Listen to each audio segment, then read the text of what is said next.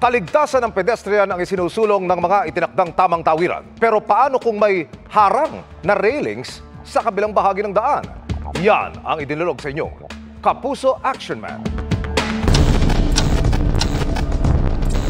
May tawiran sa bahaging ito ng Barangay 178 sa Camarin, Caloocan, pero ang problema, binakura naman ng railings ang kabilang bahagi ng daan, kaya ang mga tumatawid.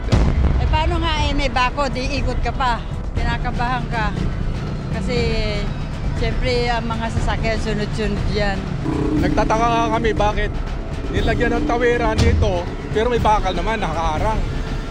Kaya minsan naiipit yung mga dumadaan dahil yung sasakyan minsan hindi naman maingat yung iba. Matagal na munang problema sa lugar ang takaw aksidenteng tawiran.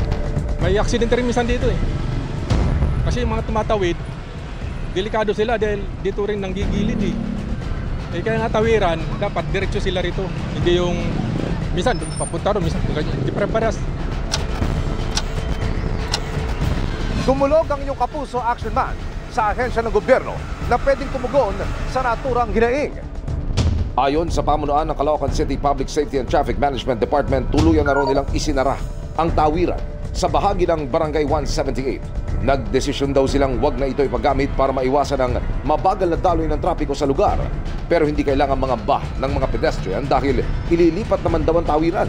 Bago maglagay ng bagong railings at traffic markers, kasalukuyan lang inuuna ang pagkumpuni sa drainage, katuwang ang MMDA at DPWH. Sa Setyembre ang target completion ng ililipat na pedestrian lane. Sa ngayon ay pansamantala silang naglagay ng mga enforcer na pwedeng tumulong sa mga tatawid.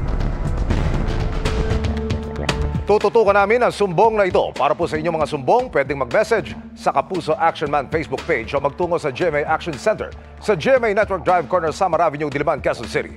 Dahil sa anumang reklamo, pang-aabuso o katiwalian, tiyak may katapat na aksyon sa inyong Kapuso Action Man.